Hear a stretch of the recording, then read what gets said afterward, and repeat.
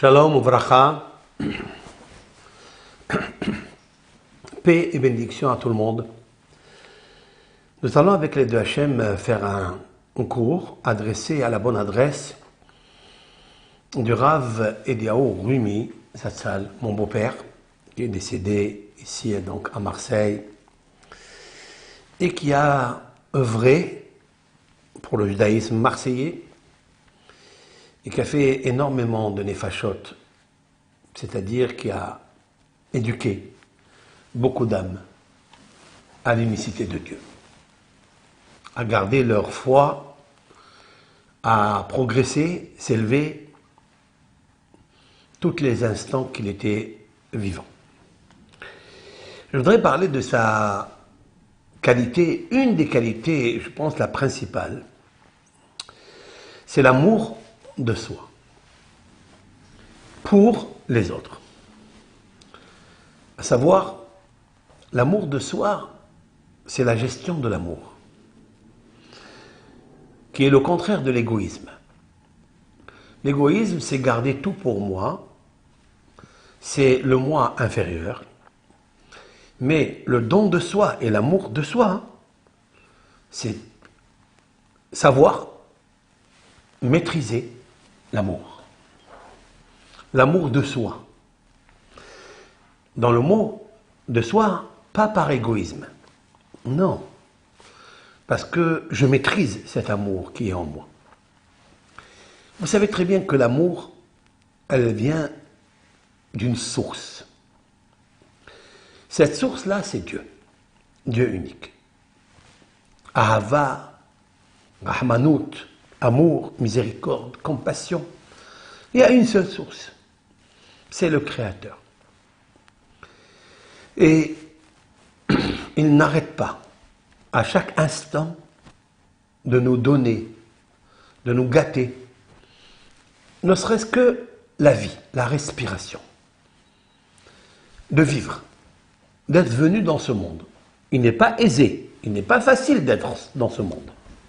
Il est plein de perturbations, plein d'épreuves, mais c'est aussi des épreuves d'amour. Vous le savez très bien que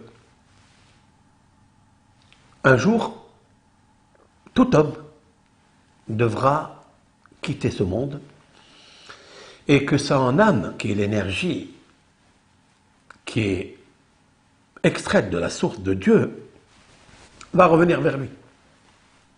Ça, c'est clair. Il n'y a aucune personne qui peut échapper. C'est la raison pour laquelle je sais qu'il va y avoir une destination. Je sais aussi qu'il y a eu une naissance. Le problème, ce n'est pas la naissance ou la destination. Le problème est comment tu vas faire le voyage. Alors ce voyage-là, il y a plusieurs pérégrinations. Il y a des hauts, il y a des bas. Il y a des fois, il faut monter des montagnes. Il y a des fois, il faut descendre des ravins. Et des fois, il faut marcher sur une plaine plate. Et la vie est, je ne sais pas où je me trouve. Il y a une seule chose qui peut guérir tout cela. Toutes les montagnes, tous les ravins, tous les fossés que tu rencontres, que ta plaine, elle est pleine d'obstacles, c'est à cause d'une seule chose, l'égoïsme. On appelle ça en hébreu midot raot, c'est-à-dire un mauvais caractère, une carence. Nos sages dans le Maxime de nos pères disent comme ça. Il y a plusieurs personnes, donateurs et receveurs. Celui qui dit Sheli, Sheli, ce qui m'appartient, m'appartient. Veshelach, Shelach, et ce qui t'appartient, t'appartient. Zemidat Sedom. C'est la carence, c'est la mesure, c'est l'habitude, l'attitude des gens qui habitaient à Sodome et Gomorrhe. De dire ce qui m'appartient, c'est à moi, et ce qui t'appartient, c'est à toi, ça veut dire on se sépare. Autrement dit que Midat Sedom, et nous savons comment l'Éternel a envoyé le soufre et a brûlé, littéralement, toute la ville avec les personnes qui y habitaient. Nous voyons de là que c'était des personnages, c'était des grands. Abraham n'a pas réussi, notre père, en sachant que c'est des gens mauvais, mais Abraham a fait le don de soi. Ce n'est pas seulement un don financier, c'est un don de la qualité qui s'appelle le don. Il a donné son âme pour les sauver. Ça veut dire qu'Abraham, il a une autre mesure. Laquelle? Chez lui, ce qui m'appartient, Shelcha, il est à toi.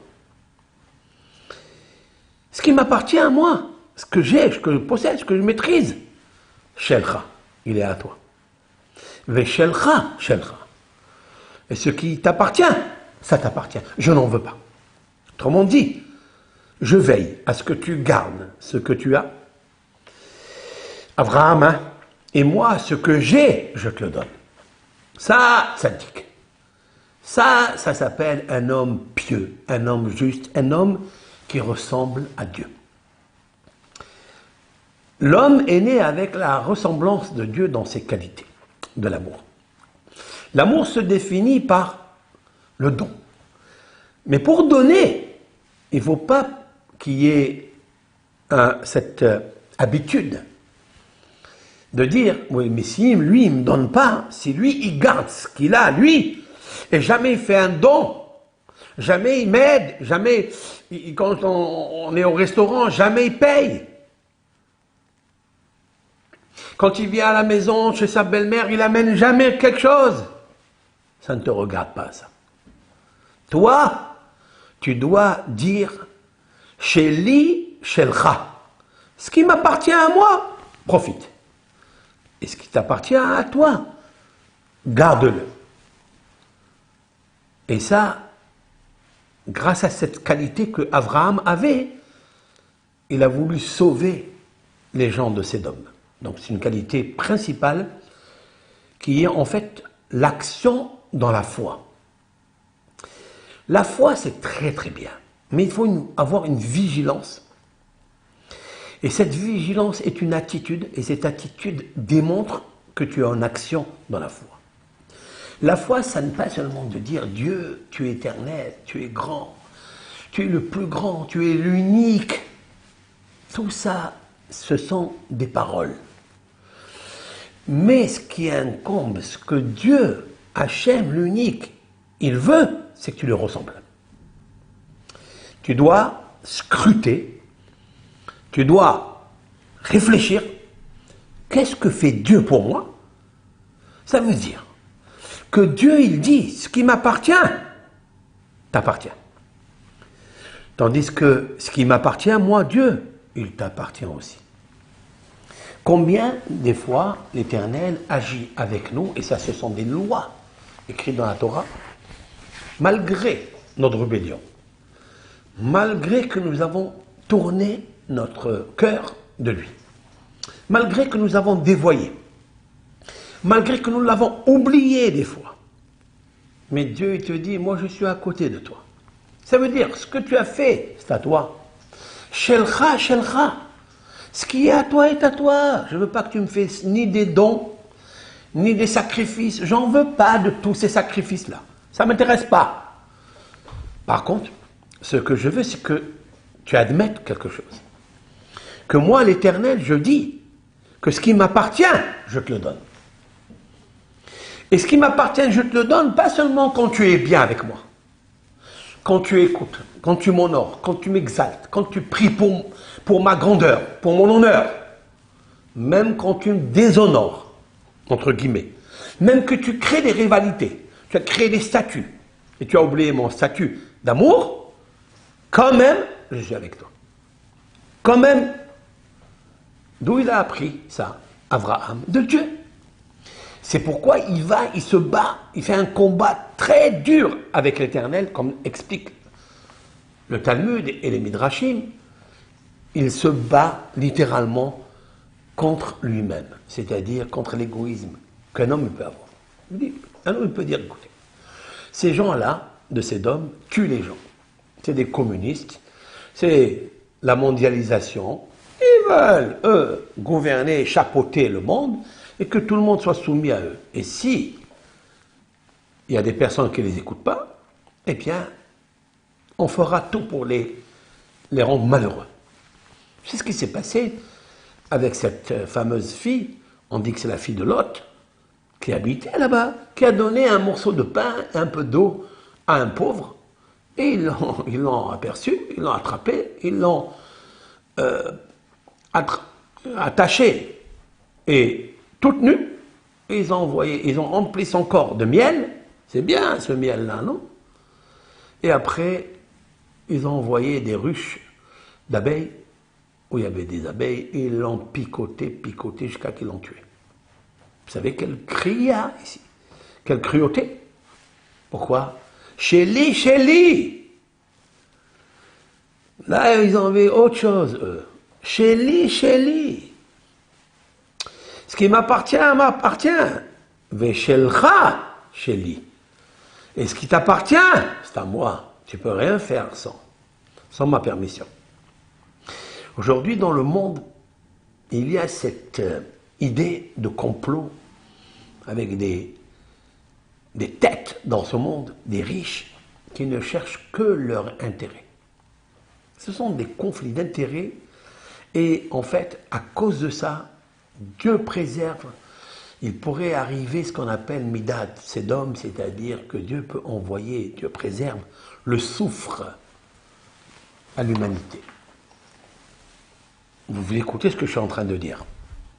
Et il nous faut un comme Abraham qui prie de montrer à Hachem que Abraham lui ressemble, d'essayer de sauver ces gens, puisque l'Éternel lui-même, il est comme ça. L'Éternel, il dit, Shelcha, ce qui t'appartient, et ce qui m'appartient, je te le donne. Et c'est ce qu'il y a eu chez Abraham Avinu.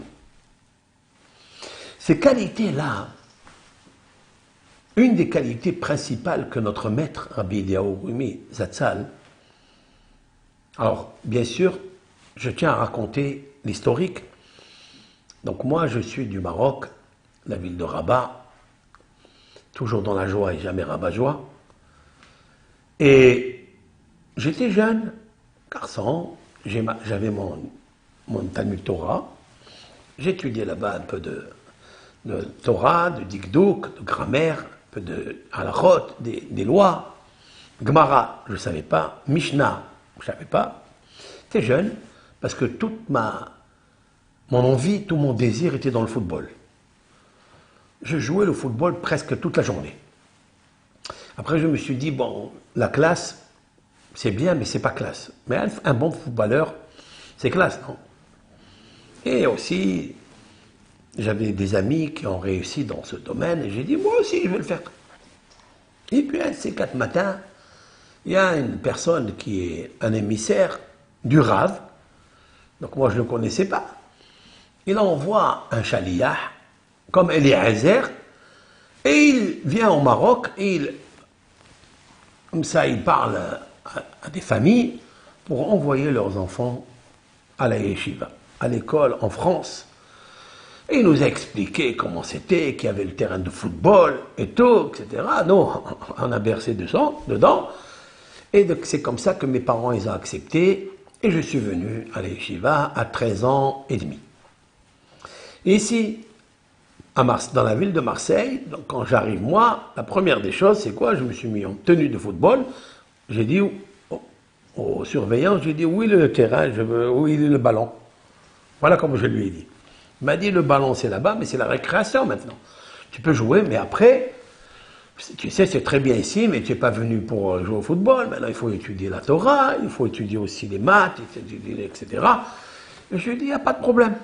Donc j'ai commencé, mais j'attendais tout le temps quand est-ce qu'il va y avoir des compétitions avec les camarades. On était 80 élèves, et tous ces élèves-là sont venus de Tunisie, d'Algérie, du Maroc, etc., même de France, il y avait beaucoup de Marseille.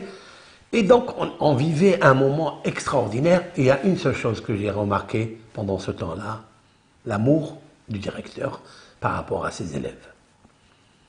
c'est qu'il veillait à chacun parmi nous s'il ne lui manquait pas des habits. Il veillait si on avait bien mangé. Il veillait pour le dégraissage. Parce que c'était un sage qui avait des degrés d'amour. Et lui, bien sûr, et son épouse, qui ont tellement fait, tellement injecté, déversé de l'amour pour leurs élèves, c'est vrai que je voyais tout ça. Et une des qualités principales, c'est qu'ils donnaient ce qu'ils n'avaient pas. Ils veillaient à notre santé. Quand on tombait malade, c'est lui qui arrivait avec des tisanes, avec des médicaments pour nous guérir. Et ils étaient là à veiller sur nous comme nos parents. Je vais ajouter quelque chose. Ce n'est pas seulement nos parents matériels, mais nos parents spirituels. Qu'est-ce qu'ils voulaient en fait? Pourquoi venir chercher des élèves au Maroc ou en Tunisie et les ramener ici pour faire quoi? Est-ce que parce qu'on allait se perdre là-bas? C'est possible. Est-ce qu'ici on allait devenir docteur ou rabbin, etc.? C'est possible. Mais en vérité, c'est pas ça. En vérité, leur but est une seule chose. C'est pas que tu aies des connaissances. C'est pas que tu aies un métier. Ça aussi, c'est valable, c'est bien. Nous avons besoin de gagner notre gagne-pain pour vivre, pour nous marier, pour acheter une maison, acheter ce qu'il faut, l'indispensable, le nécessaire, le vital. Mais c'est pas ça qu'il voulait. Sa qualité principale, c'était de nous inculquer la qualité de Abraham Avinu. C'est quoi? Qu'il existe un Dieu unique. Et ce Dieu-là t'a créé et que il y a des lois avec ce Dieu-là. Parce qu'il ne suffit pas d'avoir la foi que Dieu il existe, que tu pries, que tu étudies, tu deviens une encyclopédie. C'est pas ça qu'il veut Dieu. Dieu il veut que quand tu as un problème d'égoïsme à l'intérieur de toi, il faut que tu le guérisses. Parce qu'il faut que tu lui ressembles. Quand Dieu il dit dans la Genèse, faisons un homme à notre ressemblance, cela veut dire quoi? Faisons un homme capable d'être comme moi. Ça veut dire qu'il puisse dire à son camarade, qu'il puisse dire à sa femme, qu'il puisse dire à n'importe lequel, ce qui t'appartient, t'appartient. Mais ce qu'il m'appartient, t'appartient aussi. Ça, c'est Dieu. Est-ce que l'homme est capable de ça? Oui, puisque Dieu il l'a dit. Est-ce qu'il existe des hommes qui sont arrivés à ce niveau? Oui, Abraham Avinu. Quand je parle d'Abraham Avinu, c'est qu'il y a 2000 années entre Adam et Abraham, comme l'explique le Maxime de nos pères, je le répète souvent parce qu'il y a un décalage de 2000 années, ça fait 20 générations entre les deux. Mais qu'est-ce que nous avons vu juste au départ de la création? L'égoïsme. Le serpent, il vient et il dit, tu sais, tu peux toucher tous les arbres, tu peux manger de tout, mais cet arbre-là ne touche pas. C'est une épreuve. L'homme, quand il était égoïste, parce que le serpent est rentré à l'intérieur de lui, parce que dans le Adam, il y a le serpent, il y a la force du Samech même, il y a la force de la femme qui déverse sur l'homme des illusions, des images de prostitution et de beauté, de luxure et de tout ce que vous voulez. Ils sont à l'intérieur de l'homme. Je suis en train de vous dire quelque chose qui paraît un petit peu bizarre, non? À l'intérieur de l'homme, il y a le Samech même, c'est-à-dire la force négative mâle, la puissance de Esav, la puissance de Édom, à l'intérieur de lui.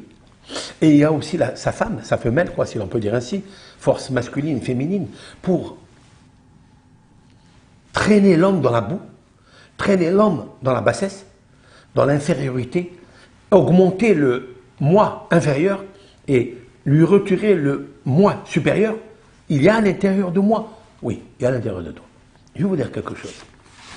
Et cela, je veux le dire justement à l'adresse de mon beau-père, Ravelian Rumi, Zatzal.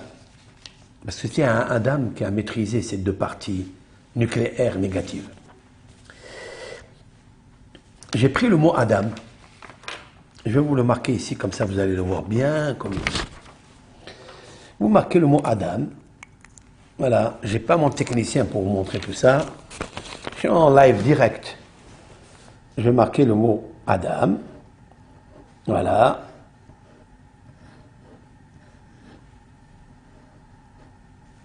Voilà le mot Adam. Le mot Adam, ça s'écrit comme ça. Donc en haut, Aleph, oui, Dalet et Mem. Aleph, Dalet, Mem, Adam. Ça, c'est un mot qui est écrit dans la Torah, dans la Genèse. Nous sommes tous des Adamiques, comme on dit. Il n'y avait pas ni juifs, ni musulmans, ni chrétiens, nous sommes tous des Adam. Jusqu'à Noé, nous sommes devenus des enfants de Noé. Et après, jusqu'à Abraham, il y a eu une séparation, c'est-à-dire Ishmaël, qui est donc descendant d'Abraham par Hagar, et le peuple d'Israël par Yitzhak est descendu, Jacob, etc., les 12 tribus. Voilà ce qui est marqué dans la Torah. Mais pourquoi il s'appelle Adam? Parce que Dieu lui demande, Adam, tu t'appelles. C'est Dieu qui dit, Vaikra Otam Adam. Il dit, toi tu t'appelles Adam. Pourquoi? Parce que Adam, il a deux résonances. Adam, ça vient du mot Adama. Adama, c'est la terre, la poussière. Plus exactement, la terre. Adama, c'est la terre. Afar, c'est la poussière. Il y a de la poussière dans la terre. Très bien. Donc tu es Adam. Parce que tu es Adama. J'ai extrait ton corps de la terre.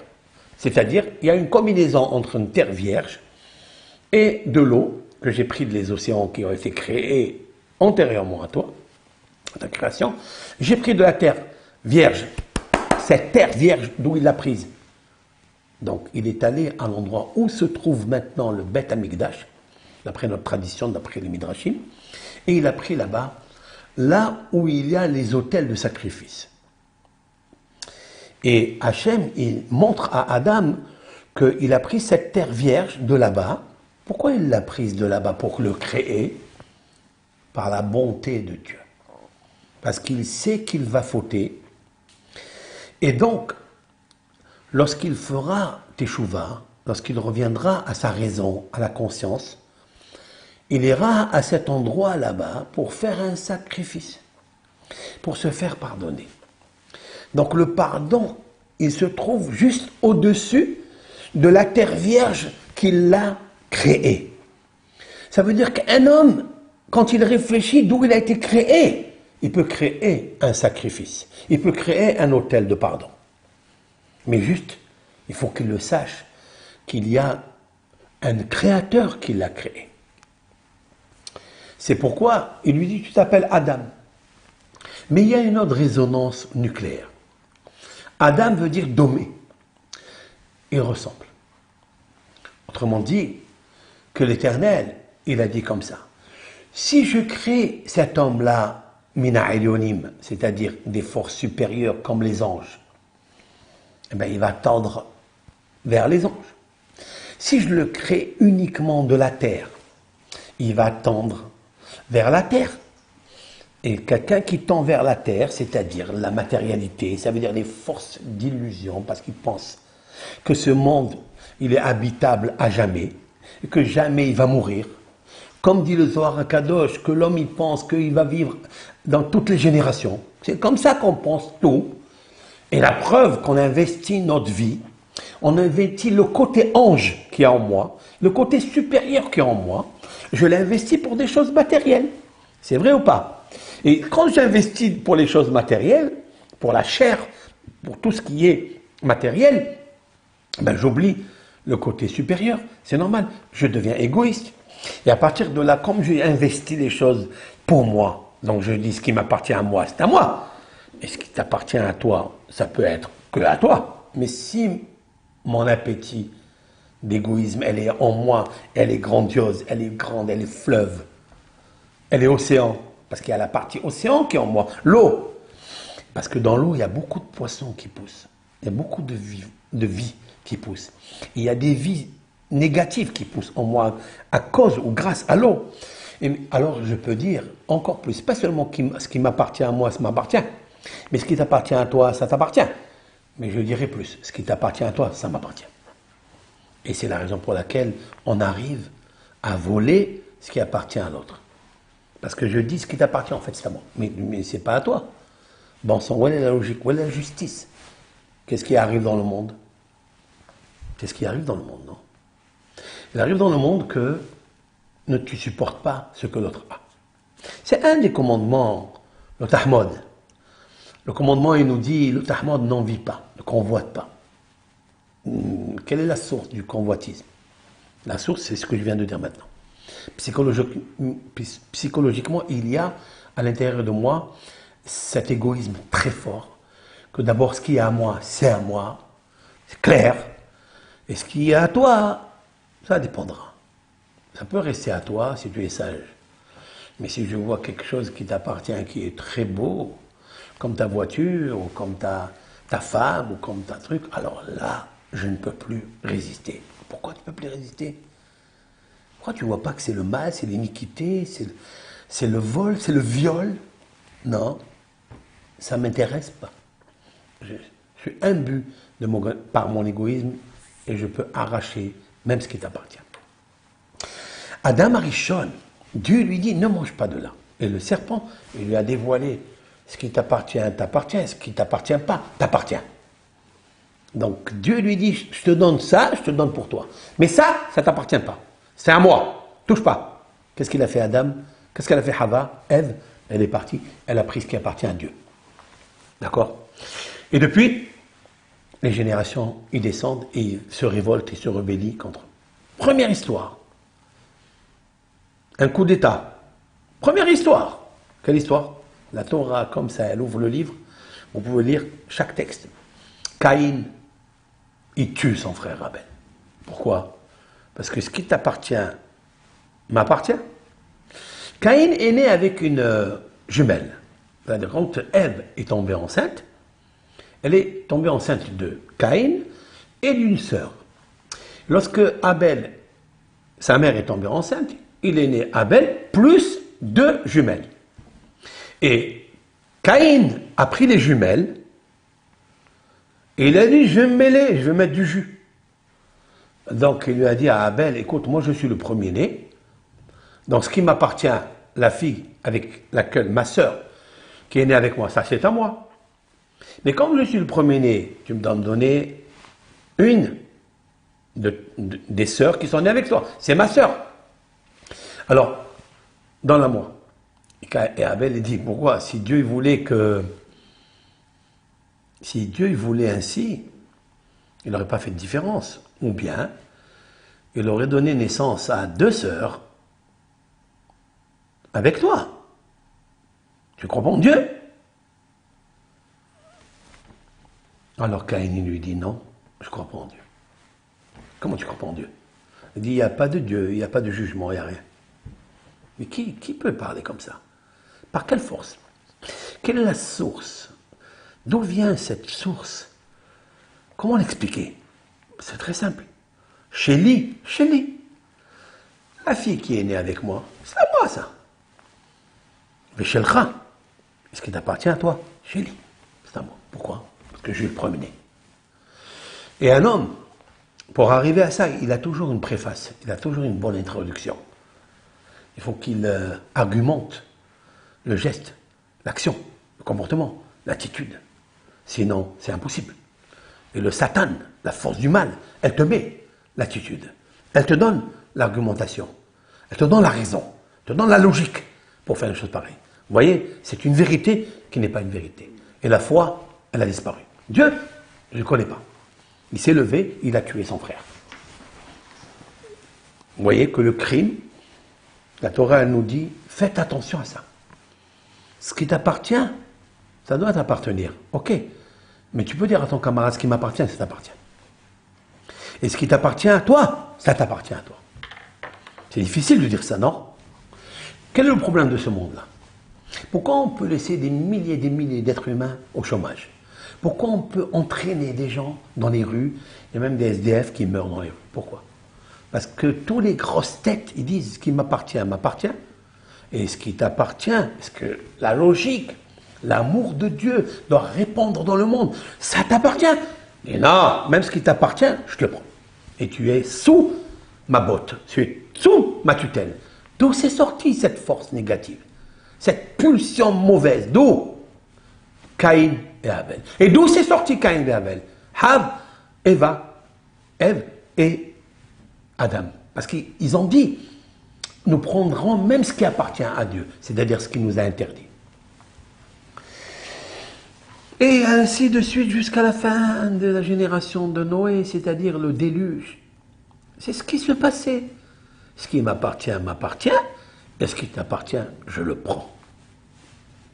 Hadkan est venu un être, et est né un homme extraordinaire, c'est-à-dire le père de la foi, le père de tout le monde de la foi. Qu'est-ce qu'il a fait? Pourquoi il devient le père de la foi? Parce que il est allé mettre dans la bouche de tout le monde Allah, Dieu, Akadosh Baruch Hu, Hachem, le Seigneur béni soit-il. Il a dit qu'il n'y a que lui. Ça va? Tout le monde peut dire il n'y a que lui. Dieu, il existe. Hachem, il existe. Adon, c'est le Seigneur. Tout le monde peut dire qu'il existe. Montre-le qu'il existe. Pourquoi il t'arrive de prendre à l'autre ce qui ne t'appartient pas? Est-ce que Dieu un jour t'a pris ce qui ne t'appartient pas? Dieu te donne même ce qui lui appartient. Tu le reçois. Dieu te dit, Shelcha, Shelcha. Ce qui t'appartient, c'est à toi. Personne ne doit te le prendre. Et ce qui m'appartient, je te le donne. Mais ce n'était pas ça. Pourquoi un homme, il peut s'asseoir et prier toute la journée, étudier toute la journée, et lever, exalter, chanter à Dieu? Mais dès qu'il lui arrive un pépin dans la maison, il se met en colère, et il frappe, il insulte, il humilie. Ça, c'est Dieu, ça. Ça veut dire, ce qui m'appartient à la maison, ça m'appartient, c'est moi le boss. Et ce qui t'appartient, ça m'appartient, c'est pas à toi. Et c'est la raison pour laquelle tu ne peux pas être comme Dieu. Et tu ne peux pas copier d'Abraham, même si tu dis que c'est le père du monothéisme. Alors tu es comme qui alors? Tu es comme Caïn et Abel. La démonstration que nous connaissons au début, on dirait un film gangster. On dirait un film de crime, un film de policier, où on nous raconte, celui-là il était jaloux, l'autre il n'était pas jaloux, etc. Mais quel est le fondement de tout ça? L'égoïsme. Abraham m'a montré que ce qui m'appartient, je te le donne. La preuve, il a créé des auberges, il a créé des verges, il a créé des restos du cœur. Qu'est-ce qu'il veut avec ça? Dieu lui a donné à lui cette somme-là. En vérité, il l'a donné à lui, mais c'est un moteur transparent, un cœur de Dieu qui est à l'intérieur dans un corps. Il a dit, moi, Dieu va travailler en moi, c'est Dieu qui fait. En fait, je mets les chaussures de Dieu. Je porte les chaussures de Dieu, peut-être elles sont larges, hein? Peut-être elles sont très larges, mais j'ai trouvé mon modèle, ma mesure, ma pointure. La pointure, elle peut être petite, mais c'est un extrait. Et cet extrait-là, s'il est profondément amour, ça veut dire que je sais comment gestionner, comment faire attention à l'amour qui est en moi, alors cet amour-là, elle se développe et je deviens comme Dieu. Je ne suis pas Dieu encore, hein. Je deviens comme Dieu. Autrement dit qu'Abraham a fait des miracles. Abraham est allé chercher Lot, son neveu qui était emprisonné par les 4 rois invincibles. Il les a gagnés par des miracles. Il a pris de la poussière, Afar, il a pris de la poussière, de la terre, il a jeté, ça se transformait comme des flèches. On va rester raisonnable. Malgré que nos sages ont dit, il se transformait comme des lances, mais tout ça c'est une métaphore. Cela veut dire qu'avec rien du tout, lorsque Dieu veut t'aider, eh bien il t'aide. Et les autres, ils voyaient ça comme des flèches, mais en fait c'était de la poussière. Mais si Dieu il prend la poussière et la rend forte, puissante, ça suffit. Pour nous, ça devient comme des flèches, comme des lances, comme des arcs, etc. Vous comprenez? Des fois, on se dit, mais comment cet homme-là, il a construit ce bâtiment-là? Ben, il a eu la volonté. Lui, il n'a pas la volonté. Non, la différence, c'est pas ça, la volonté ou pas la volonté. La différence, c'est qu'est-ce que tu vas faire de ça? Est-ce que Dieu, il t'aide pour faire ou pas? Si Dieu, il t'aide, ça restera à vie. Si Dieu ne t'aide pas, oh, très bien, Dieu est dans le libre arbitre, tu réussis, mais cette réussite, elle ne tient pas. Elle ne tient pas la route, c'est pas jamais. Jamais elle tient. C'est la raison pour laquelle Eliezer, lorsqu'il est allé chercher une épouse pour Yitzhak, le fils d'Abraham, il est arrivé avec beaucoup de magots, avec des bracelets, avec des ustensiles en or, des vases en or, des vases en argent. Et il a donné à Rivka, il lui a donné les beaux vases d'argent et d'or. Tandis qu'il a donné la nourriture à Lavan, le frère de Rivka. Et nos sages disent, mais qu'est-ce qu'il va leur donner? Il va leur donner aussi des vases en or. La symbolique, elle est très puissante. Ça veut dire, je donne à Rivka les choses qui vont rester or et qui vont rester argent, qui vont rester un art, qui vont rester beau, qui vont embellir la maison. Et ils ne vont pas se transformer. Autrement dit que s'il avait donné ça à Lavan, ou à Bethuel, ou à toute la famille, excepté Rivka, pourquoi, s'il leur donne à eux, ils vont transformer les ustensiles en or, ils vont les transformer, ils vont les faire fondre, et ils vont créer des idoles. Il a dit, je leur donne à manger, la nourriture sert à consommer, à être restaurée, mais zéro. Tandis que Rivka, je sais que c'est pas pour son bien, pour son égoïsme. Elle va faire fondre, pour l'idolâtrie, elle va faire fondre ces objets tellement précieux. D'où je le sais ça? Parce qu'il a observé, ouvre la Bible, observe dans la Bible comment il a testé la fille qui méritera, les deux à côté, le mariage. Il a dit, la fille qui va me donner à boire à moi quand je lui demanderai à boire, moi, parce qu'elle va voir que je suis assoiffé. Et elle va me donner à boire, elle me donnera aussi à mes chameaux. C'est celle-là la fille qui peut se marier avec mon fils. Comme ça, il a dit, il a fait un test. Il a vu qu'elle était tellement géniale, tellement précieuse dans le Hesed. Vous savez, pour faire boire un chameau, pour qu'il tu le calmes, il faut 150 litres. Regardez un petit peu dans Google, 150 litres rien que pour le calmer. Vous savez qu'est-ce qu'elle a fait, cette petite jeune fille? Elle va dans le truc, elle prend et elle donne, elle prend et elle donne. Il en avait 10 chameaux. Waouh! Avoir 10 chameaux, abreuver 10 chameaux, plus Eliezer et les gens qui étaient avec lui, ils sont partis boire, c'est pas marqué qu'elle les a abreuvés, qu'elle leur a donné à boire. Ils sont partis boire d'eux-mêmes. Mais Eliezer, elle lui a donné. Et aux 10 chameaux, elle les a fait boire. Il faut une force colossale. Ce n'est pas une force physique qu'il faut. C'est une force de la volonté. Lorsque le cœur et l'esprit sont mariés pour unir Dieu. Parce qu'on a vu qu'en elle, il y a la qualité de Abraham Avinu. Elle a dit elle est venue pour elle, non? Lorsqu'elle est venue prendre de l'eau, puiser de l'eau, son père, sa mère, ils avaient besoin, soit pour les brebis, soit pour la maison, elle est venue pour elle. Donc elle aurait pu dire Sheli, Sheli, Shelcha, Shelcha. Ce qui m'appartient à moi, m'appartient à moi. Ce qui t'appartient à toi, il y a un puits ici, il est à tout le monde, va puiser de l'eau. Lorsqu'Eliezer, il l'a testé dans ce grand principe de la vie. C'est un grand principe de la vie. Est-ce qu'elle va dire, quand j'ai puisé de l'eau, c'est pour moi, ce qui est à moi? Non. Elle a dit à Eliezer, tes chameaux, c'est les tiens. Toi, tu peux aller dans le puits, prendre aussi de l'eau. Hein. Ce qui t'appartient, fais ce que tu as à faire. Mais ce qui m'appartient à moi, cette eau que j'ai puisée, je te le donne. Pas seulement à toi, être humain, où il faut peut-être un demi-litre pour calmer ta soif, mais je vais aussi abreuver tes chameaux.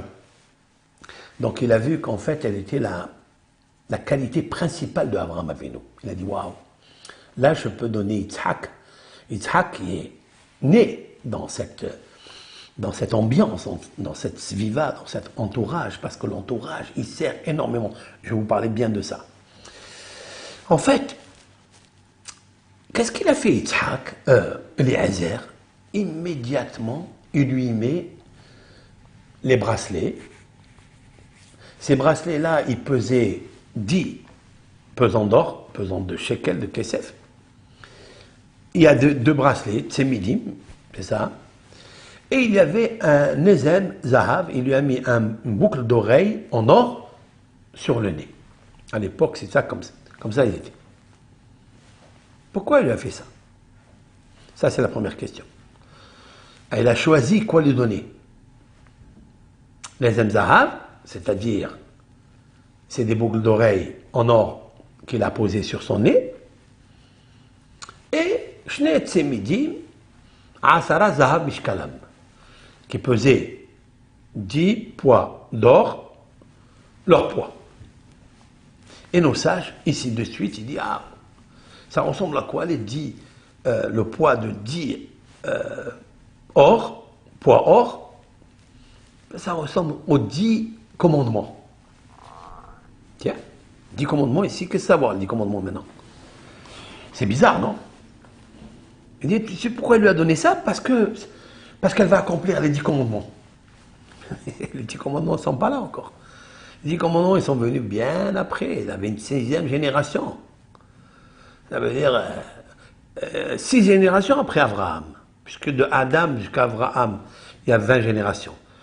Et de Abraham jusqu'à Moïse, il y a 6 générations. Donc entre les deux, il y a 6. De quoi il parle ici?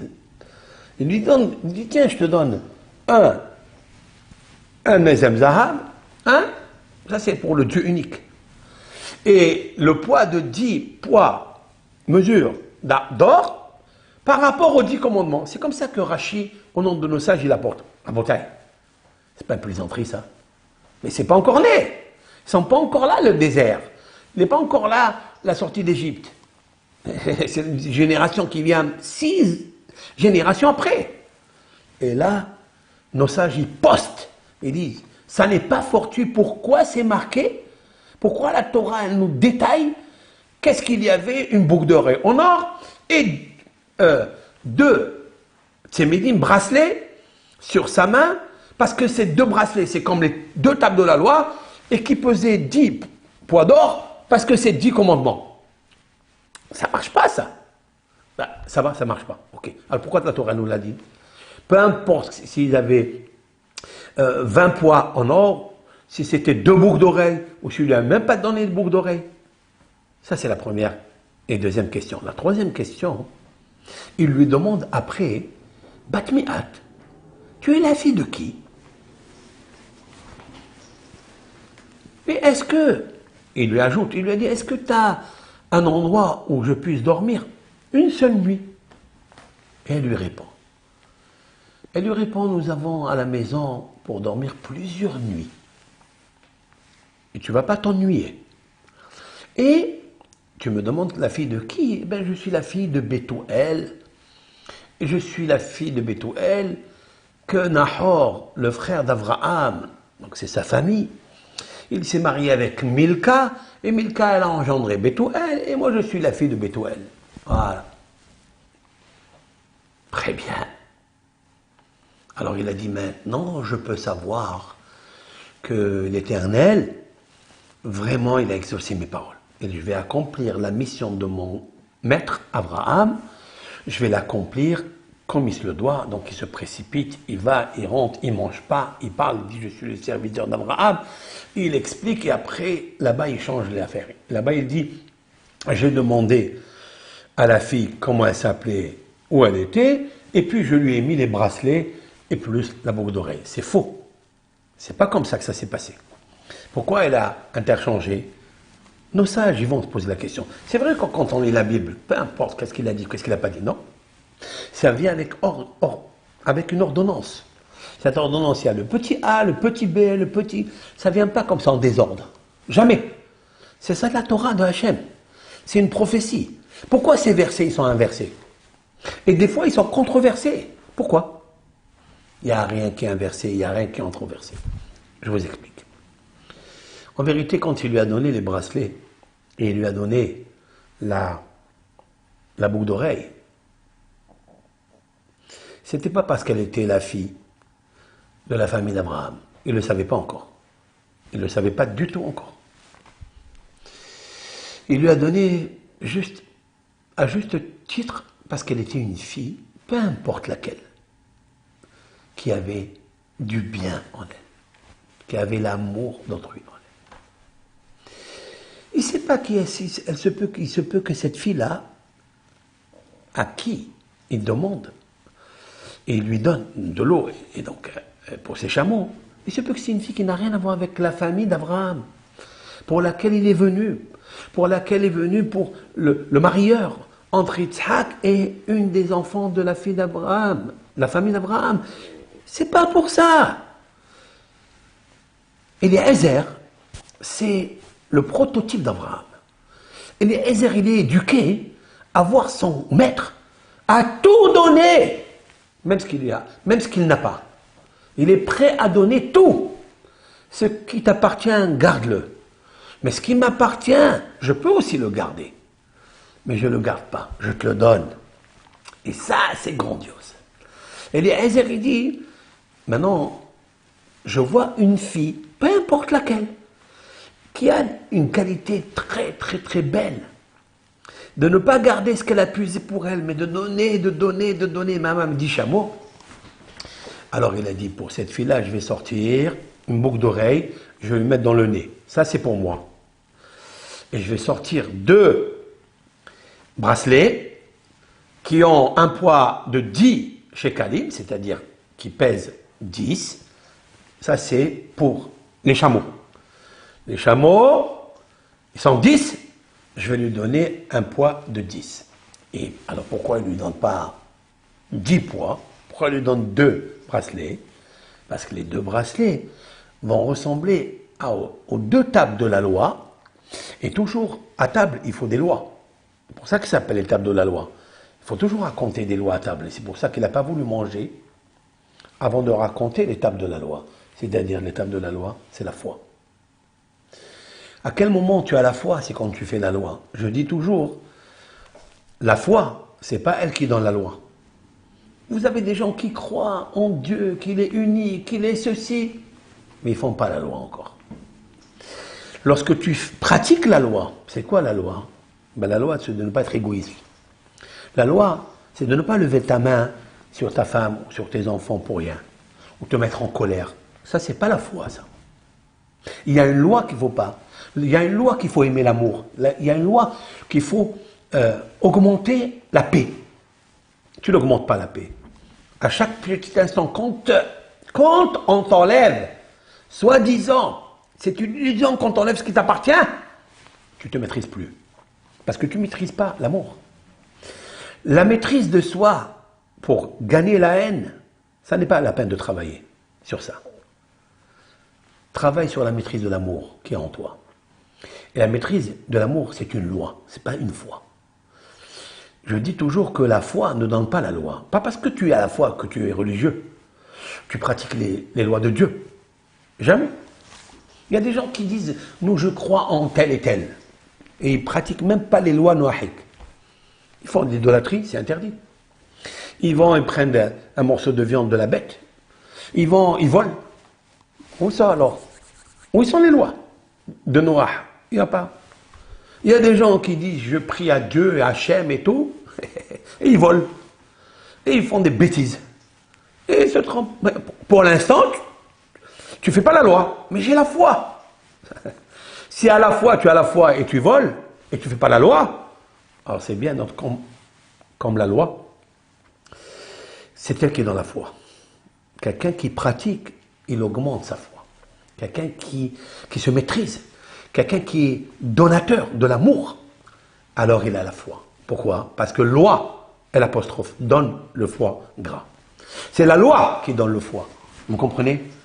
Quand tu as la loi, c'est une preuve que tu aimes Dieu, que tu fais comme Dieu, semblable à Dieu. Même si tu vois que l'autre, il est mauvais, il est méchant, comme Sédom, comme la tour de Babel, comme le Maboul, la génération du déluge, toi, Abraham, tu es le père du monothéisme. Et c'est ça que Abraham, il a déposé dans notre bouche. C'est pas qu'il existe juste une force suprême, Dieu, Allah, il fait tout, et je suis soumis à lui. Tu peux être soumis à qui tu veux. Mais si tu es aussi soumis à ton Dieu de l'égoïsme, ça ne marchera pas.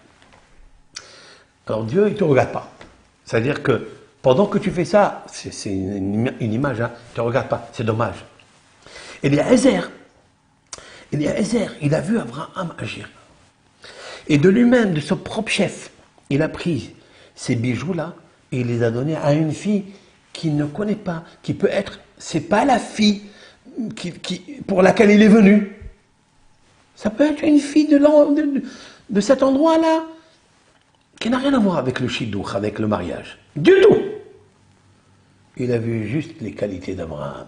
Et Abraham, il lui a donné l'autorisation de prendre un chèque, de prendre des bijoux qui appartiennent à Abraham et de le donner à quelqu'un qu'il ne connaît pas. Il se dépossède lui chez lui, chez Ra. Ce qui m'appartient à moi, ben je te le donne à toi. Et c'est marqué au départ, juste au début de cette péricope, c'est marqué qu'Abraham était vieux, qui venait dans les jours, et l'Éternel a béni Abraham dans tout, ça lui a donné toute la richesse. Et il a appelé Eliezer à Moshe, son serviteur, à Moshe Becholachello, qui gouverne tout ce qu'il possède. Il gouverne tout ce qu'il possède. Oui. Il lui a dit, je te compte, je te donne la carte bleue, tu fais ce que tu veux. Tout ce que tu veux. Parce qu'il était un homme de confiance. Alors, tu me donnes ce que tu veux? Ok. Eh bien, je vois cette fille-là, je ne sais pas qui est-ce, elle a les qualités de Dieu, eh bien, je lui donne ce qui appartient à Dieu. Point à la ligne. Dieu d'ailleurs. Des fois, il fait gagner au loto, ou à la loterie, ou je ne sais à quoi, quel jeu, ou même un leg, à des personnes que, en apparence, jamais on se dit, avec un jugement à nous, avec notre qualité, avec une application que nous avons chacun, malheureusement, on dit, mais pourquoi lui, il mérite ça? Tu es parti vérifier qu'est-ce qu'il fait ce monsieur? Qu'est-ce qu'elle fait cette dame-là? Pourquoi elle a mérité tel et tel patrimoine? Tu ne sais pas, toi. Ben moi, je le sais. D'où tu sais? Ben regarde cette fille-là. Elle arrive. Rivka. C'est la vraie Rivka. Mais c'est pour maintenant, il ne sait pas que c'est elle. Il faut qu'il lui demande qui tu es. Et il s'avère après que c'est elle. Tant mieux. C'est pour ça qu'il se prosterne à Dieu. Mais au début, Eliezer, il dit, moi, je vois la qualité d'Abraham ici. Je vois la qualité de Dieu. Je lui envoie la bracha. Voilà, si tu as la qualité de Dieu, l'amour d'autrui, le partage avec autrui, même si ça te manque à toi, même si tu es privé, c'est pas grave. C'est ça Dieu. Et là-bas, en haut, il y a un moulin qui fait du moudage, ou la mouture, et il te fait descendre la manne, tu ne sais pas comment elle vient. C'est ça qu'il a fait Eliezer. Après, on apprend de là. C'est pourquoi nos sages, ils ont tout de suite posté ce que je viens de vous dire. Ça veut dire que la boucle d'oreille, c'est fait allusion à un Dieu unique. Et les deux bracelets font référence et allusion aux deux tables de la loi. Et les 10 poids d'or qu'il y avait dedans, c'est les 10 commandements. Ici, on l'a posté avant qu'on sache qui est cette fille-là. Mais on sait qu'elle est remplie d'amour pour les autres, prête à enlever ce qui lui appartient pour donner à un homme, en plus au chameau. Comment ils s'appellent les chameaux en hébreu? Gemalim. Comme ça ils s'appellent en hébreu. Gemalim, les chameaux. D'où vient ce mot, ce radical Gemalim, Gomel, Hasadim? C'est celui qui fait de la bienfaisance. Eh bien, ça va très bien, les 10 chameaux avec les 2 bracelets qui contiennent la Torah et qui contiennent 10 commandements. Vous comprenez? Autrement dit que celui qui veut recevoir vraiment la Torah, s'il veut vraiment accomplir la loi des 10 commandements, il y a une seule chose que je te demande. Sois bon. Sois un gamal, sois un chameau. Gamal, ça veut dire Gemelot Hasadim. Ces chameaux de Abraham, ce n'était pas n'importe quel. Il y a une différence entre les chameaux et les chameaux.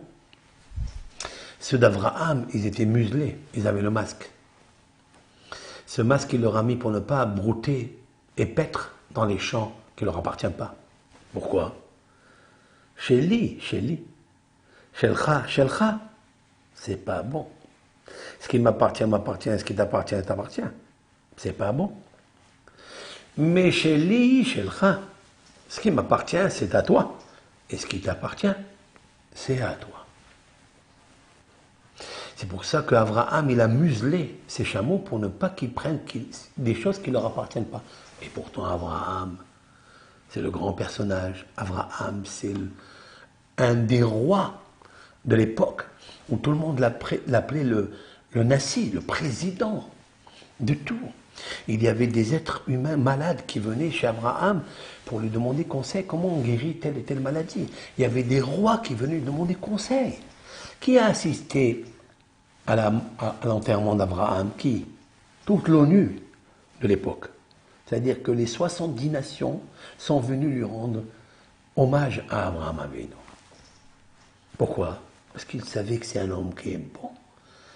Il a bataillé pour sauver Sédom. Ils l'ont su. Il a bataillé pour sauver Sédom, les gens de Sédom et les gens de Shem, etc. Les 5 rois qui ont été battus par les 4 invincibles. Il leur a ramené leur butin, il leur a ramené les êtres humains qui étaient captifs, il leur a donné. L'autre, il lui dit, je vais te donner, prends l'or, prends l'argent, prends tout le butin. Et Abraham, il lève la main et dit, je lève mes yeux et mes mains à Dieu, je ne prendrai pas aucun iota, juste les lacets, juste quelques mangés que nos sages disent qu'il a donné à manger à ces 318 personnes guerriers qui étaient avec lui pour combattre les 4 rois invincibles. Il a dit, cela je ne peux pas te le rendre, ils l'ont mangé. Ça c'est à eux. C'est normal, quelqu'un qui va à la guerre, il a faim, il prend. Hein. C'est Sha'at Heroum, c'est un moment de guerre. Donc on mange comme on mange. Mais ils avaient toujours la tête, ce qui t'appartient, t'appartient. Ce qui m'appartient, t'appartient. Et Abraham, il dit, je ne toucherai pas. Ne dis pas que tu as enrichi Abraham, parce qu'il y a Abraham, il a la gestion de l'amour qui vient de Dieu. Ce qui t'appartient, t'appartient. Ce qui m'appartient, t'appartient aussi. Donc ça, en fait, tout le butin, ça m'appartient, mais je te le donne. C'est à toi. Reprends-le. Il ne t'appartient plus dès lors que les 4 rois l'ont pris en captivité. C'est plus à toi, parce que tu as perdu la guerre. Mais Abraham, il dit, je vous le rends, même si ça m'appartient. Je vous le donne. Ça, Eliezer, il voit. Eliezer, il voit son maître, il dit, mais quelle force il a celui-là. Donc il est habitué lui aussi. C'est pour ça qu'Abraham, il lui donne à lui, il lui dit, prends et fais ce que tu as à faire.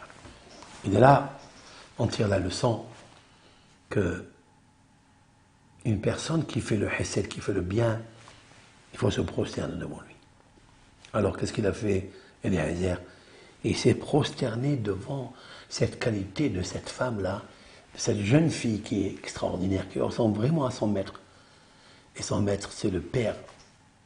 C'est le père de l'éducation.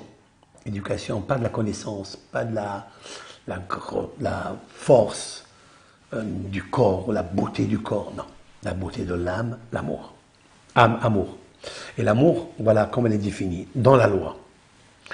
Maintenant, on peut comprendre quelque chose de très très puissant. Mais avant d'ajouter, donc je voulais dire qu'en fait, Rav Eliyahu Rumi Zatzal, que tout le monde appelle papi, papi, papi, notre papi, tous les enfants, même nous, on a 60 ans et on dit papi, papi, papi, mamie, mamie. C'est quoi ça? Parce que nous avons observé qu'ils avaient cette qualité, jusqu'à aujourd'hui. On peut vivre avec cette qualité grâce à eux. Si je vous parle de cette façon, si je maîtrise ce sujet, c'est un psychatisme. Je n'apprends pas par cœur les choses. Je les vis à l'intérieur de moi. Et c'est ça qu'il faut être. Parce qu'Abraham, c'est ça qu'il nous a enseigné. Un jour viendra où tout le monde reconnaîtra les enfants d'Abraham. Pourquoi? Parce que les enfants d'Abraham, il ne faut pas regarder qu'ils ont fait des bêtises, qu'ils ont fait des erreurs, qu'ils se sont mariés avec des femmes étrangères hors la loi. Ils n'ont pas accompli la loi, donc ils ont perdu la foi. Non, pas du tout. Et ils vont revenir. Il y a toujours un mauvais penchant. Il y a toujours une influence de l'environnement. C'est pourquoi, qu'est-ce qu'il a dit à Abraham, à Eliezer? Je veux une fille de ma patrie, de la maison de mes parents. C'est-à-dire ma nièce, quoi. Je veux cette fille pour mon fils. Très bien. Eliezer lui dit, si les parents, ils n'acceptent pas de te donner cette fille, seulement si Isaac, il vient habiter là-bas à Bagdad. Qu'est-ce que tu fais? Il lui a dit, non, je ne veux pas. Tu me la ramènes ici. Si tu ne me ramènes pas, tu laisses mon fils tranquille. Il lui a répété 2 fois. Il lui a répété au début, je veux que tu me donnes une fille de là-bas pour mon fils. Et sinon, non. Et après, quand il lui dit, si elle ne veut pas, il lui dit, non, seulement mon fils, je ne veux pas qu'il aille là-bas. Et là, le Rashi, il dit, pourquoi il lui a dit encore une fois? Il dit, Rashi, il dit, moi, je ne veux pas qu'il aille là-bas, pour mon fils. Mais mon petit-fils, il va aller là-bas. C'est Yaakov. Yaakov, il va aller habiter là-bas, chez Lavan, à la Maison Blanche. Lavan, c'est blanc. À la Maison Blanche, première Maison Blanche, c'est là-bas. Et là-bas, il a sorti Levanon, il a sorti le Beth Amikdash. Chez Lavan, il a sorti le Beth Amikdash. Pourquoi Abraham, il dit à Eliezer, je ne veux pas, il lui double, il le cadenasse? C'est pourquoi? C'est très simple. Parce que là-bas, ça peut être Yitzhak, ça peut être un grand homme, et Rivka, elle peut être un grand homme, grande femme, mais l'entourage, il est mauvais. Et lorsque l'entourage, il est mauvais, khlet. Tu peux être Yitzhak, tu peux être le grand homme, mais lorsque tu fréquentes des gens de fraude, quand tu fréquentes des gens de mauvais, tu deviens comme eux. Même si tu ne deviens pas 100%, mais il suffit de perdre 1% de ton intégrité, que pour Abraham, c'est pas bon. Du tout, du tout, du tout. C'est pas qu'il va devenir idolâtre. Pas du tout. Puisque nous avons vu que Lavan, lorsqu'il a reçu Eliezer, il lui dit à Eliezer, quand il a vu l'or et l'argent sur les bras de sa sœur, il vient en courant, parce qu'il était au courant, et il dit à Eliezer, viens à la maison, rentre, car j'ai vidé les chambres. Tu as vidé les chambres? Quand on lit ce texte-là, c'est quoi? Il a vidé de quoi? Et la Torah ne nous parle pas. Elle est muette sur ça. Comment on fait tous ces gens qui étudient la Bible? Ils n'ont pas de questions. On n'a pas de questions sur ce texte-là. Lavan, il dit à Eliezer, écoute, j'ai vidé la maison. Tu l'as vidé de quoi? Il y avait des meubles, il y avait de quoi? Et Rashi, au nom de nos sages du Talmud, je l'ai vidé des statues d'idolâtrie qui sont dans ma maison. Et de là, le savant de Novardok, Rabbi Yosef Yuzel Horowitz de Novardok, qui a vécu il y a 100 années, il dit quelque chose de fabuleux. Regardez l'idolâtre. Pour l'argent, il est prêt à vendre, à jeter ses idolâtries. Pourquoi? Parce qu'il sait qu'elles sont bidons. Mais pour l'argent, ça, Habibi, l'égoïsme, pour l'argent, avoir des pékins, avoir des flous, il est prêt à donner. Il m'a un de flous, clamom sous. Celui qui n'a pas d'argent, sa parole ne vaut rien. Et lui, il veut avoir beaucoup d'argent pour se montrer. D'accord? Alors il faut faire très attention à ça. Alors nos sages disent, il lui dit, j'ai vidé la maison. J'ai vidé la maison de l'idolâtrie parce que tu vas me la remplir, des vases en argent et en or, comme j'ai vu, c'est ma sœur. Waouh, waouh, waouh, waouh. Chéli, shelcha, shelcha, shelcha, shelcha, chéli. Ce qui m'appartient, c'est d'aller l'idolâtrie, je la vide. Mais ce qui t'appartient à toi, c'est l'or. Donne-le-moi maintenant. Où est ton bon Dieu? Khbza, il n'y a rien. Il n'y a rien du tout. Ni bon Dieu, ni mon Dieu. Et alors, ça veut dire que quand il arrive le moment où le tigre de la boulimie de l'argent, il se réveille, ou la boulimie de l'argent, de l'adultère, il se réveille, il n'y a aucune loi, ou lorsque la colère, elle se réveille, tu as prié toute la journée, tu as étudié toute la journée, mais la Torah, elle t'a rien appris, parce que tu ne l'as pas pénétré, parce que tu ne sais pas comment la gestion, comment elle est la gestion de l'amour de la Torah. C'est pour ça qu'on nous parle ici avant le don de la Torah. On nous parle de ça, pourquoi? D'ailleurs, Abraham, je vais vous dire quelque chose de phénoménal. Dans ce sens-là, Abraham, il achète, tout au début de la péricope, on nous raconte l'historique, comment Abraham, il va, il cherche où enterrer sa femme, cette pieuse, cette femme exceptionnelle, de don. Il y a l'exception de don, hein. C'est elle qui cuisine, c'est elle qui reçoit les invités. Il n'y a pas un, il n'y a pas deux, c'est pas aujourd'hui, c'est demain et après-demain et après-demain. Quelle force de cette femme. Et même quand Dieu lui fait un miracle, elle rajeunit et elle a les règles. Et c'est saint qui étaient flétris, si l'on peut dire ainsi, comme la Torah les appelle. Ils ont commencé à donner du lait quand Isaac est né. Ils ont commencé à donner du lait. Et nos sages disent, Henika banim Sarah. Et Sarah a allaité beaucoup d'enfants.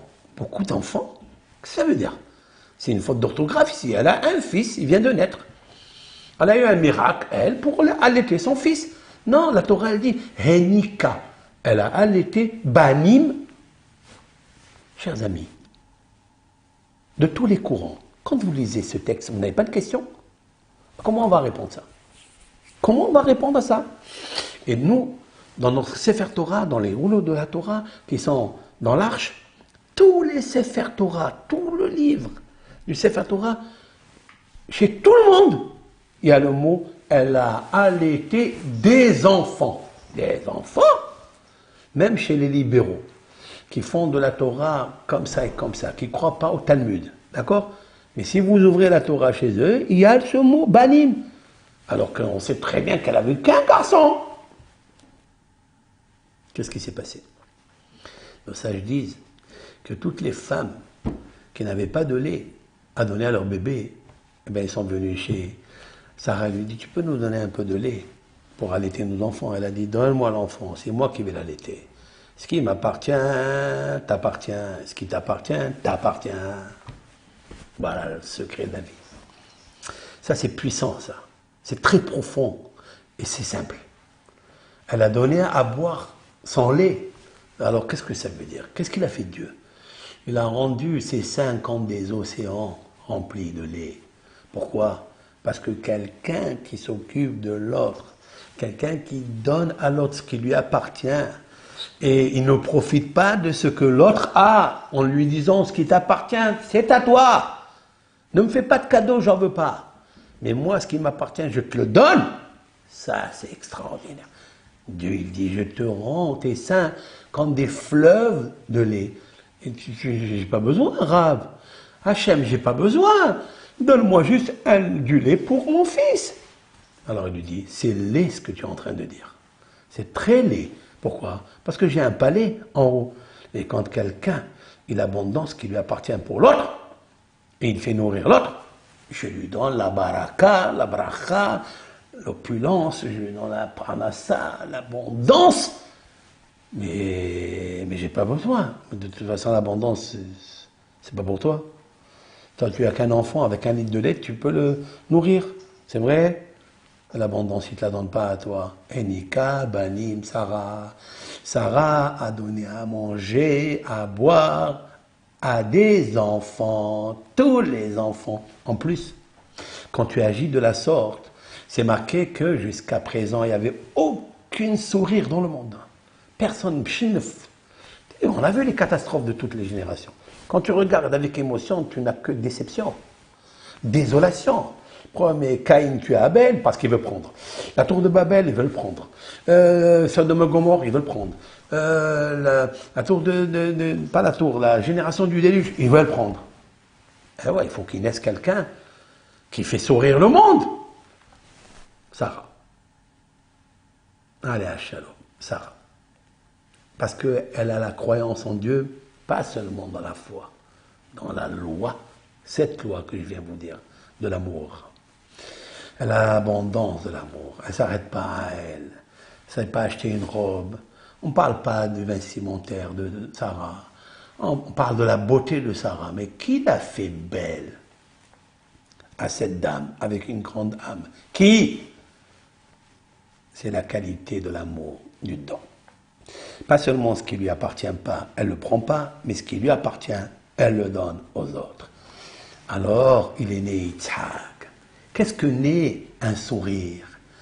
L'amour, le sourire, la simha, la joie. Alors, quand il y a la joie qui naît, eh bien, la matrice, elle s'ouvre. Et voici que toutes les femmes stériles qui avaient leur matrice fermée à cause de leur égoïsme, parce qu'ils disaient ce qui m'appartient est à moi, ce qui t'appartient est à toi. Dieu il dit, eh bien moi ce qui m'appartient est à moi, et ce qui t'appartient, c'est pas à toi. Parce que c'est moi qui donne, qui guérit la stérilité. C'est moi qui donne un enfant. Et si je veux pas, eh bien, alors qu'est-ce que tu veux, Hachem? Je vais vous montrer, il y a un modèle d'éducation dans cette loi, Sarah. Lorsque Sarah, sa matrice s'est ouverte parce qu'elle aide les autres, alors Dieu il a ouvert toutes les matrices de toutes les femmes stériles et elles ont compris cette leçon. Alors tout le monde s'est mis à sourire. Et peut-être ils ont appelé leurs enfants Yitzhak. Parce que le sourire c'est magnifique. Mais on ne peut pas obtenir le sourire si on garde des choses pour nous. C'est impossible. Très bien. Pour cette femme, elle est magnifique, elle est majestueuse, elle est noble. Abraham, il a dit, tout mon argent, je le dépense pour elle. Donc il rentre à Hebron et il cherche qui est le patron, qui est le propriétaire de cette caverne. Et il sait qui est. C'est un homme qui cherche que pour lui. C'est un homme qui s'appelle Ephron, mais on l'appellera Afran parce qu'il cherche que les choses de la terre. Afran, c'est le sable. Au début, il y a Ephron, ça s'écrit Aïn, Fe, Resh, Fav, Nun. Et il a dit, je veux rien, moi, entre toi et moi, je veux rien. Et après, il lui dit, mais non. Il lui dit, Abraham, non. Ce qui t'appartient, ça t'appartient. Et ce qui m'appartient, je te le donne. Dis-moi le prix, s'il te plaît. Il y a ici 10 personnes, je veux faire un contrat d'achat avec toi que tout le monde le voit. Moi, je veux payer pour prendre. Je ne veux pas prendre gratuit. Je veux payer. Et l'autre, il lui dit, bon, écoute, 400 shekels kesef, ça coûte un poids de 400 poids d'argent. Qu'est-ce qu'il lui a demandé l'autre? L'autre lui a demandé, donne-moi un poids d'argent. Très bien. Je peux te donner des tickets d'argent, c'est-à-dire des pièces de monnaie d'argent. Je peux te donner comment on appelle ça, un métal, lui-même l'argent, c'est-à-dire une plaque en argent qui a le poids de 400 shekels. Qu'est-ce qu'il a fait à Abraham? Il lui donne les pièces d'argent. Et les commentateurs lui demandaient pourquoi il ne lui a pas donné. Puisque de toute façon, comme ça ou comme ça, il lui donne la valeur, non? Elle est estimée à la même valeur. Abraham, il a dit, jamais mon argent il ira à l'idolâtrie. Je préfère lui donner les sous, parce qu'avec ça, il ne pourra qu'acheter les choses pour profiter, lui, sa femme, ses enfants. Mais si je lui donne une plaque en argent, il va la faire fondre et il va créer la petite statuette pour servir un autre Dieu. Il va me faire la rivalité avec mon Dieu que j'aime, alors que c'est bidon ce qu'il va faire. Alors il lui a donné des pièces d'argent. Vous avez vu que cette personne-là, elle est capable de prendre l'argent parce qu'elle aime l'argent, comme Lavan. Il y a une similitude dans la même paracha. Maintenant, écoutez bien. Je vais terminer ce cours, mais avec quelque chose de très très profond et de très beau, avec l'aide de Dieu. Il est marqué dans la fin de la paracha que Ishmaël, il y a deux choses dans la paracha qui m'ont époustouflé. Ishmaël était une personne qui avait beaucoup de Yetzirara, c'est-à-dire de mauvais penchants. Nous avons vu qu'est-ce que Ishmaël a voulu faire. Il faisait de l'idolâtrie. Il n'était pas croyant en un seul Dieu unique. Il voyait son père. Mais il avait quelque chose de particulier à l'intérieur de lui. Il y a qui disent qu'il croyait en Dieu. Mais il avait un soupçon, écoutez ça, il avait un soupçon que Yitzhak n'était pas le fils d'Abraham. Et ce n'est pas le fils de Sarah. Après que, ça on le connaît dans l'anecdote, que lorsque Sarah et Abraham descendirent à Pélistine, chez Avimelech, ce roi-là, il lui a dit que c'était ma sœur, qu'il a pris cette femme. S'il lui dit que c'était sa femme, deux choses l'une. Ou il ne la touche pas, ou il tue Abraham pour la prendre. Pourquoi il le tue? Pour ne pas qu'elle ait des maris. Parce que depuis la génération du déluge, tous les rois ont fait une barrière, pas sanitaire, mais religieuse, de dire on ne touche plus la femme des autres, comme ils ont fait dans le Maboul, où ils ont pris la femme de l'autre, ils ont été punis par Dieu. Ils ont dit en fait, si c'est son mari, alors on le tue, comme ça, le meurtre, c'est permis. Tiens. Pour respecter la loi de l'adultère, on tue une personne. Mais dans la table de la loi, il y a marqué les deux. Tu n'as pas le droit de tuer et tu n'as pas le droit de prendre la femme de l'autre. Ça, ils ont oublié ça. Ça veut dire qu'on peut avoir la foi en Dieu, mais séparer les lois. Voilà. Donc il n'y a aucune foi. Ça, il faut le savoir. Il n'y a aucune foi. Tu ne sépares pas les lois. Donc Sarah, vous savez très bien qu'elle est allée dans un truc et Dieu lui vient dans le rêve. Waouh! L'ange du rêve, le bon ange, parce qu'il y a des mauvais rêves, des mauvais anges. Il y a des anges qui sont des chédim, c'est-à-dire des démons, comme le traité talmudique dans le Perek Haoré, c'est-à-dire c'est dans le traité Brachot, le premier traité talmudique, là-bas, page 54, on parle beaucoup des anges et des démons qui viennent dans le rêve, de qui, à quel moment ils viennent, etc. Et là, la Torah, elle témoigne que Dieu, Dieu est apparu. Dieu, c'est pas Dieu lui-même, c'est l'ange de Dieu qui apparaît au songe à Avimelech et lui dit, waouh, ramène la femme que tu as pris, la femme d'Abraham, et chez ta ish, c'est une femme qui est mariée, ne la touche pas, ramène-lui, car c'est un prophète. Pourquoi il lui dit, ramène-la, la femme d'Abraham, parce que c'est un prophète? Alors, il se réveille, et il prend la femme, Sarah, qui n'a pas touché, et il vient chez Abraham et il dit, voilà ta femme. Tu m'as dit qu'elle était ta sœur, c'est pour ça que je l'ai pris. Je n'ai pas fait ça avec convoitise, tu le sais très bien. Benikion kapaya, c'est avec la blancheur de mes mains, l'innocence de mes mains, j'ai fait cela. J'ai pris, mais j'ai pris quelque chose avec innocence. Il lui dit, je sais. Alors pourquoi tu as fait ça? Il dit, parce que je sais que s'il n'y a pas la crainte de Dieu, ça veut dire quoi? Si tu as la foi sans la crainte de Dieu, c'est lorsque l'appétit de la luxure elle se réveille, tu prends ce qui appartient, tu oublies Dieu, c'est pas la foi. Alors il lui dit, écoute, je te la rends, mais je sais que tu es prophète, que je ne l'ai pas touché. Parce qu'il se peut que je te la rends une fois l'avoir touché. Dieu lui dit, ne t'inquiète pas, cet homme il va te croire. Parce qu'il a la prophétie et il sait que je lui ai dit qu'il ne l'a pas touché. Ça c'est bien entre Avimelech et Abraham, ils ont fait un pacte après ensemble, etc. Mais les moqueurs de la génération, ils ne croient pas à tout ça. Et jusqu'à maintenant, on ne croit pas que Yitzhak il est venu purement de devoir conjugal Abraham-Sarah. Papa, maman, ils ont sorti Yitzhak. Ils ne croient pas en ça. Parmi eux, disent nos sages, que Ishmaël lui aussi, il a dit, ce Yitzhak, il n'est pas tzaddik. Il ne peut pas être un tzaddik, c'est pas possible. Parce qu'il est né d'un père qui n'est pas le sien. Ouh, waouh! Donc il a commencé à alléger à ses yeux la pudeur et la hassidoute, la piété de son frère Isaac. En pensant que ce n'est pas lui. Donc c'est pour ça qu'il a négligé. Vous avez vu que le soupçon qu'il a eu Ishmaël vis-à-vis de Yitzhak, c'est le soupçon qu'elle avait Agar vis-à-vis de Sarah. Waouh! Ça veut dire qu'on fait hériter par la génétique ce que nous sommes. Midod Raot, des mauvais caractères.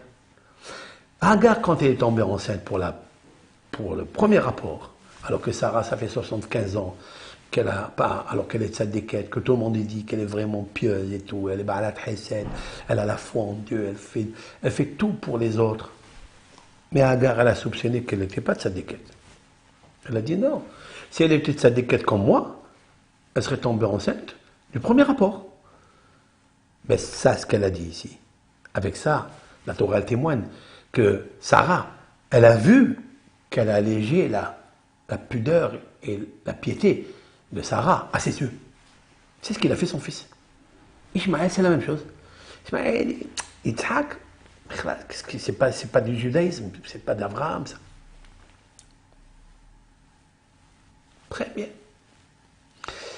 Et là, voilà que la Torah, elle nous dit quelque chose de... Après ce que je vous ai raconté, la Torah nous dit des choses. Quoi? Elle nous dit que lorsque Abraham est mort, eh bien, Vayikveru Oto, Yitzhak v'Ishmael banav. La Torah, elle met un ordre protocolaire. Elle nous dit que qui a enterré Abraham, ce sont les enfants d'Abraham. Qui sont les enfants d'Abraham? Yitzhak et après Ishmael. Tiens, il n'y a pas ici un ordre qui n'est pas ordre. Ce n'est pas un ordre en désordre. Normalement, la Torah aurait dû mettre d'abord le premier-né, qui est Yitzhak. Il a 13 ans de plus que lui. C'est normal, dans toutes les maisons, on met d'abord le premier-né, après on met le second, cadet. Ici, la Torah est l'inverse. Attends, stop. Pourquoi elle a fait ça, la Torah? Et de là, on peut dire, c'est un mensonge, tu vois. Tu vois, même l'ordre en a falsifié. Parce qu'Isaac, il est juif. Parce qu'en fait, Ishmaël, il est le fils de Hagar. Et là, l'autre, il est le fils de Yitzhak. Et il a donné à Jacob. Et on va prendre toute la descendance et on va la rendre grandiose. Par rapport, alors, on oublie le sens le plus simple. Ce qui est normal, c'est de mettre d'abord le protocole à Ishmaël, le Bechor, le premier-né. Non. Ishmaël, il a dit non. Avant, je pensais que Yitzhak n'était pas le fils d'Abraham, qu'il était fils d'Avimelech avec Sarah. Je me moquais comme tout le monde. Et alors, qui t'a fait changer d'avis? Et ça, le texte n'explique pas. Le texte juste dit que Yitzhak était aux yeux maintenant de Ishmaël grandiose. Il a vu qu'il était un tzaddik, c'est-à-dire pieux, plus que lui. Donc il a vu, qu'est-ce qu'il a vu? Et là, le texte ne nous dit rien du tout. Il nous dit juste qu'il a vu qu'il était tzaddik. Avec ma permission, avec votre permission, je vais vous donner un vrai commentaire, fait maison. Vous savez, la Torah nous dit quelque chose en haut, tout à fait en haut. Lorsqu'Eliezer a réussi le mariage, c'est-à-dire l'accord du mariage de Rivka et de Isaac, eh bien, Lavan et la mère ont béni Rivka et lui ont dit tu vas être multitude, etc. Et que Dieu il t'aide, etc. Lui aussi est devenu croyant. Avant, il n'était pas croyant. Il avait l'idolâtrie. Mais quand il a vu Eliezer, quand il a vu cet homme bon, qui est extraordinaire, qui ressemble à son maître Abraham, il a dit waouh, ça sert à rien toutes ces idolâtries. L'essentiel c'est le bon caractère. Et ils ont vu que chez eux dans la famille, ils avaient une sœur qui ressemblait à Abraham. Il a dit ça c'est vraiment la famille d'Abraham. C'est de donner ce qui lui appartient à l'autre et de ne pas prendre ce qui lui appartient à l'autre pour lui. Ils ont dit, c'est Rivka, il est devenu religieux. Il a commencé à dire le nom de Dieu. Dieu est un. C'est pour ça qu'il a mérité de sortir de sa maison blanche. 12 tribus, Tzadikim, Réhouven, Shimon, tout est marqué. 12 tribus. C'est pour ça qu'il a mérité. Parce que les gens ils disent c'est un rachat, c'est un méchant, un impie. Ils disent, oui, il est impie, tout ce que vous voulez. Mais ça peut changer. Tant qu'il est imprégné des modèles de l'amour, le modèle de l'amour, c'est-à-dire la gestion de l'amour, par la loi de l'amour, alors c'est la foi, mais à la fois ça l'a transformé. Maintenant, elle est revenue, donc elle prend les chameaux, elle se dirige vers la maison d'Abraham. Et en route, la Torah nous dit, avant la rencontre de Rivka et de Isaac, il y a quelque chose qui se passe avant. Qu'est-ce qui se passe avant? Je vais vous le lire. Il se passe quelque chose de terrible. Waouh! il se passe quelque chose qui m'a impressionné. Et est-ce qu'il y a?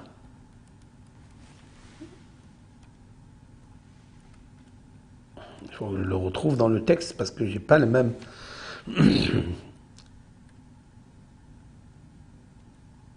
Yitzhak.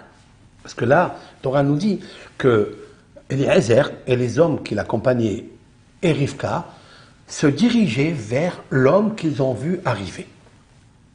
Mais d'où il arrivait, demandent nos sages. D'où il arrivait? C'est marqué comme ça. Voyez, Yitzhak, pardon, c'est le verset 62. Yitzhak ba mibo be'er laheroi. Et Yitzhak arrivait, Be'er, de là où il y avait le puits, Lahai, de Dieu qui fait subsister, qui donne la vie au monde, Roi, qu'elle a vu. De quoi s'agit-il ici? Si vous prenez le texte en lui-même, il n'a ni queue ni tête. Et Yitzhak, il arrivait d'un puits que Dieu, qu'on a vu Dieu qui a donné la vie. Et immédiatement, vous allez comprendre. C'est qu'en fait, c'était le puits qui habitait l'apparition, la vision de Hagar à l'ange qui lui a montré le puits. Lorsque Ishmaël était donc répudié par Sarah, et il est sorti dans le désert, il n'avait plus d'eau. Vous le savez, ce contexte-là. Et puis Hagar, elle s'est mise de loin, elle a dit, je ne veux pas voir la mort de cet enfant. Et Dieu lui dit, maintenant que Ishmaël il pleure, alors sache que je vais te faire un miracle. Il lui fait un miracle, il apparaît à elle, il lui montre où se trouve là l'eau. Et là, elle remercie Dieu. Elle dit, waouh, j'ai vu Dieu. Et Dieu lui fait une bénédiction extraordinaire. Tu vas avoir une descendance qui va remplir la terre entière. Il lui donne les défauts. Et là, tout ce qu'il y a chez Ishmaël, il y a de Bakol, il y a de Kolbo. Bon, ça veut dire qu'un jour, il va essayer de prendre toute la terre. Il y a d'eau, sa main, Bakol. Il sera Péré Adam, c'est-à-dire sauvage, dans le sens où il va essayer de conquérir le monde entier. Mais après le monde entier, tout le monde, il va mettre la main dessus. Ça, c'est la fin des temps. Ok? Maintenant, parce qu'il y a des musulmans qui sont idolâtres, qui sont pas. Qu'est-ce que ça veut dire? Ils sont idolâtres. Il y a des musulmans qui croient en Dieu, comme Ishmaël. La Torah nous dit que Ishmaël, Vaïgva Vayamot, Beseva Tova. Pas Beseva Tova, c'est marqué Vaïgva Vayamot, c'est-à-dire qu'il est mort comme Abraham. Waouh!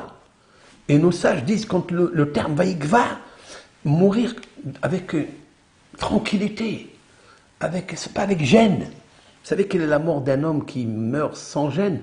C'est comme si l'ange de la mort, il lui arrache là, de son corps. Et elle fait un bruit terrible, comme on arrache les poils, les laines de l'animal qui se cramponnent dans les épines.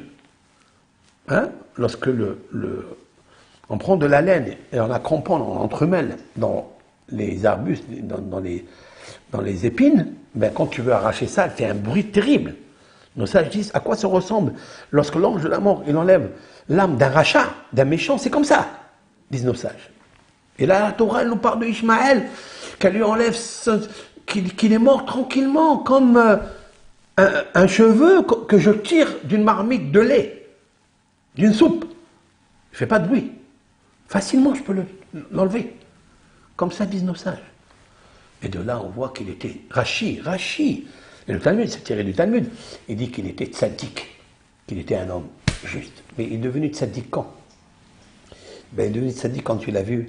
Il a donné la place à Yitzhak. Mais il a donné la place à l'enterrement d'Abraham. Ok, mais je n'ai pas expliqué pourquoi. Qu'est-ce qu'il a vu? Voilà ce qu'il a vu. En fait, lorsque Abraham a envoyé Eliezer pour aller chercher une femme pour Isaac, lui aussi il est parti chercher Hagar pour Abraham. Écoutez bien ça. Il a dit à Hachem, voilà ce que c'est la foi. La foi, c'est pas seulement de dire il y a le Kadosh Baruch Hu, il y a Hachem, il y a Elohim, il y a le Adon, il y a tout ce que tu veux. C'est pas ça. Ça, c'est que du blablabla. La foi, c'est de mettre la loi dans la foi. C'est-à-dire, il a dit, moi, je vais me marier. Donc je vais avoir une femme. Je vais m'occuper de ma femme et de mes enfants. Mais mon père, Sarah, elle est morte. Il est seul. Il lui faut une femme. Il est allé chercher Agar. Wow. Il est allé chercher Agar. Agar, elle peut être n'importe qui, mais c'est Agar, c'était la chifha de Sarah. C'était la maîtresse de Sarah, la servante de Sarah. Et c'était la femme qui a donné à mon père, elle lui a donné Ishmaël, mon frère. Et donc je veux la ramener. Mais cette fois-ci, pas comme une servante. Je veux qu'il se marie avec elle. Waouh! Waouh! Ça veut dire que il ne peut pas penser à lui seul. Il pense aussi à l'autre. Et là, il fait un honneur à son père de ne pas le laisser seul. Maintenant, j'ai une question. Mais peut-être que Agar, une fois qu'elle a quitté la maison d'Abraham, peut-être elle s'est mariée avec quelqu'un d'autre. Pourquoi vous croyez qu'une femme, elle va rester seule? Une femme n'aime pas rester seule. Elle a besoin d'une compagnie, elle a besoin d'une chaleur, elle a besoin de quelqu'un qui la sécurise. Donc pourquoi alors elle n'est pas venue chez Abraham? Elle-même, seule. Elle avait la pudeur. Elle a dit à Abraham, il ne m'a pas redemandé. S'il m'avait redemandé, il m'envoie un émissaire. Comme il envoie un émissaire pour aller chez Rivka, il serait venu me chercher. Abraham n'a pas fait ça. Pourquoi il n'a pas fait ça? Il a dit, tout ce qu'elle me dit, Sarah, je l'écoute. Même après sa mort. Parce qu'il est fidèle avec sa femme. Comme elle a eu un bis-bis avec Sarah, je ne parle pas. Alors pourquoi Isaac, il va la chercher? Il dit maintenant Sarah, elle n'est plus là. Donc si elle n'est plus là, je ne peux pas le laisser seul comme ça. Je vais la ramener. Mais peut-être qu'elle a touché un autre homme. Et c'est pas bon pour Abraham. La réponse est, vous savez comment elle s'appelle cette femme maintenant, Agar? Ketura. Ketura, ça veut dire Ketura. C'est pour ça, c'est marqué dans la Torah tout de suite, va Yosef, Avram, va et Isha. Il a pris Avram, une femme, cette fois-ci autant que femme, et Ketura. Ketura. Pourquoi ça s'appelle? Dit Rashi, c'est la même, c'est Agar. Pourquoi ça s'appelle Ketura? Parce qu'elle a pris. Ketura, ça veut dire la fumée. C'est la Ketoret, les encens, parce qu'elle avait une bonne odeur. Ça veut dire qu'elle avait des actions agréables. Quelle action? C'est qu'elle a fermé sa matrice, comme à l'époque, toutes les jeunes filles, elles fermaient la matrice avec un anneau pour ne pas qu'elle s'accouple avec un autre homme. Pour ne pas qu'elle s'accouple avec un autre homme. Elle a dit un ustensile, c'est-à-dire un vase, un corps, dont le tzaddik Abraham a touché, aucun homme profane ne pourra me toucher. Donc elle avait une bonne encens. Et Yitzhak, il a perçu ça. Pourquoi? Parce qu'il s'est dévoilé à elle un ange. Et il lui a montré le BR. Le BR, c'est le puits. Elle a dit, le puits que l'ange m'a montré, c'est le puits de ma matrice. Dans ce puits, il y a de l'eau, il y a la vie. Je peux donner la vie, mais ce n'est pas avec Abraham, pas avec un autre. Alors Yitzhak, il a dit, je vais aller la chercher. Il l'a amenée. Vous comprenez? Elle lui a donné 6 enfants. Waouh! Plus que Sarah. Elle lui a donné 6 enfants. Parce qu'elle a fait attention à elle. Elle avait la loi dans la foi. Maintenant, cette image-là, elle est belle, non? Elle est belle. Eh bien, Ishmaël, il était émerveillé de ça. Voilà pourquoi Ishmaël, il a dit, Yitzhak m'a dépassé. Yitzhak, il a fait quelque chose que j'ai même pas pensé, moi. Lui, il est resté dans son coin avec les femmes, il s'est marié avec l'un, avec l'autre. Mais sa mère, il l'a laissé je ne sais où. Il n'était plus avec elle. Il l'a laissé là-bas. Qui est-ce qui a pensé à ramener Agar, la servante de sa mère, pour la remarier comme femme à Abraham, le tzaddik, le pieux, le père du monde de la foi? C'est Isaac. Et là, Ishmaël ne peut pas ne pas avouer la grandeur de son frère, même s'il est petit. Alors il a dit dans l'enterrement, c'est toi qui passes avant. Parce que c'est toi qui as pensé avant à mon père pour le mariage de ma mère avec lui que moi. Ça, c'est mon interprétation. Mais elle est vraie. Elle est vraie parce que... Elle est vraie, pourquoi elle est vraie? Parce que c'est comme ça que ça s'est passé. Voilà, c'est une explication, bien sûr, mais peut être plausible avec l'aide de Hachem. Qu'est-ce que j'apprends de tout ce cadenas-là, ce canevas? Ce canevas, qu'est-ce que j'apprends de là? Ben, j'apprends de là que Dieu, il octroie la gloire, il octroie sa bénédiction, sa bracha, sa baraka, son abondance à celui qui ne pense pas à lui. Ça veut dire qu'il pense à lui dans le bon sens. C'est celui qui favorise l'amour à travailler en lui. L'amour d'autrui, comme Isaac, il a pensé ne pas laisser Agar seule. Il dit, moi je vais me marier, quel égoïste. Je vais me marier, je vais oublier papa. Il est allé chercher cette femme. Il n'a pas cherché une autre femme. C'est celle-là, qui était déjà avec lui. C'est pas lui qui l'a envoyé par rapport à Sarah. Elle avait des raisons par rapport à Ishmaël. Mais maintenant qu'Ishmaël fait teshuva, eh ben, elle aussi, elle devient bien. Parce que c'est elle qui lui a provoqué d'être mauvais. C'est elle qui a provoqué de dire qu'Isaac, il se moquait de lui, que ce n'est pas le fils de... Mais maintenant qu'elle n'a pas touché un autre homme, alors c'est sûr et certain que Sarah n'a pas été touchée par un autre homme. Vous comprenez? Ça veut dire quoi? Mesure pour mesure. Dieu est un grand miroir qui arrange tout. Seulement regarde-le en face de toi. Regarde-toi bien. Enlève les impuretés. Enlève les imperfections que tu as, l'égoïsme. Maintenant, je comprends un des versets fabuleux de la paracha qui dit comme ça. Abraham, il dit à Eliezer, je ne veux pas que mon fils se marie avec les filles de Canaan. Asher Anochi, je cite juste la phrase, Asher Anochi Yosher Bikirbo, qui se traduit que moi, je siège en son sein, à l'intérieur de lui. Les commentateurs demandent la question, mais c'est des mots en plus, ça. On sait très bien qu'Abraham, il habite à Canaan. Il est là-bas, il n'est plus à Bagdad. Hein. Pourquoi il dit, je veux les filles de Canaan, là où moi, je siège parmi lui? C'est en plus, ça. Et en plus, parce qu'ils étaient idolâtres. Ok. Et la famille à lui aussi, ils étaient idolâtres. Quelle différence qu'il y a entre cette idolâtrie ou l'autre? Quelle différence qu'il y a entre Rivka qui avait des parents idolâtres ou bien les filles de Canaan qui avaient des parents idolâtres? La réponse, c'est quoi? La réponse, non. C'est pas l'idolâtrie qui le gênait Abraham. Pas du tout. L'idolâtrie, elle peut changer. Aujourd'hui, tu crois en celui-là, demain, tu crois en une autre. Aujourd'hui, tu penses que lui, c'est ça, et demain, tu penses ça quand tu verras la vérité. Ce qu'il incombe à Abraham, c'est le mauvais caractère. Comme ils avaient le mauvais caractère, lequel? Chéli, et Shellar, Chéli. Ce qui m'appartient, m'appartient, ce qui t'appartient, je le prends. Voilà, c'est ça Canaan. Des filles qui naissent par génétique de ces hommes-là, je ne les veux pas. Et c'est ça qu'il dit à Abraham. Il dit à Eliezer, je ne veux pas les filles de Canaan. Mais il ne lui parle pas parce que je siège dedans, ça on le sait. Mais la substance du mot qui est puissante. Asher Anochi Yosher Bekirbo. Anochi, ça vient du mot Enochiyut. Enochiyut, ça veut dire égoïsme. Car la carence de l'égoïsme, le défaut de l'égoïsme habite en eux. J'habite avec des gens qui sont égoïstes. Et ça, je ne peux pas le faire. C'est pas possible. Donc, à nous d'apprendre de notre maître Rabbi Eliyahu Rumi, qui est venu nous chercher. Il n'a pas été égoïste de dire chez lui, ce qui m'appartient à moi, à ma famille, je la garde. Et ce qui appartient à monsieur X, eh bien, il lui appartiendra. Il a dit chez lui, je lui donne, et ce qu'il a, je lui laisse. Il nous a reçus à l'Eshiva.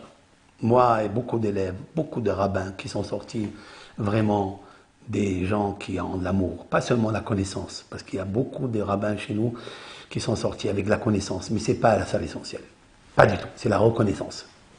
Et la reconnaissance, tout celui qui est passé par le château, par l'éducation de ce qu'on appelle Papi Rumi et Mami Rumi, ils sont tous des personnes qui aiment faire le bien, qui donnent, qui font. Bon, c'est pour ça que ça s'appelle ici le redon.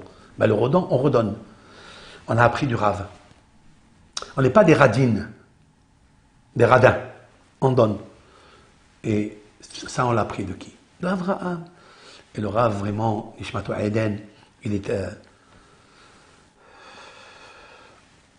Il y avait un élève, Rabbi Asher Siboni, qui est un rave très important, Talmid Hacham, très grand Talmid Hacham, qui étudie ici dans le collège de Rav Rumi. Et quand il est venu à l'Eshiva, 6 mois après, je crois, il a perdu son père. Il a perdu son père. Il n'avait pas d'argent pour aller. Pas d'argent, c'était la pauvreté totale. Tout le monde était pauvre, on n'avait pas de quoi. Pour recevoir un colis du Maroc par la poste, on attendait comme si on attendait le Mashiach. Il n'y avait pas, c'était la pauvreté. Et tout. Et le Rav, il entend des bruits comme ça la nuit, et il va dans la chambre, et il voit le Rav Acher, aujourd'hui Rav Acher, mais après le Bam Sarod, prospère. Il lui dit, qu'est-ce que tu as, mon fils? Il lui a dit, ben, voilà, je viens d'apprendre que son père, il est décédé et tout, et ma mère, elle est seule là-bas, et j'ai qu'un frère, et ce frère ne peut pas me payer le billet et tout. Alors le Rav, il lui dit en ces termes, il lui dit, tu sais, à partir de maintenant, c'est moi ton père. Et c'est vrai, c'est pas juste une parole comme ça. Il a maintenu ce qu'il a sorti de sa bouche. Il s'est occupé de lui.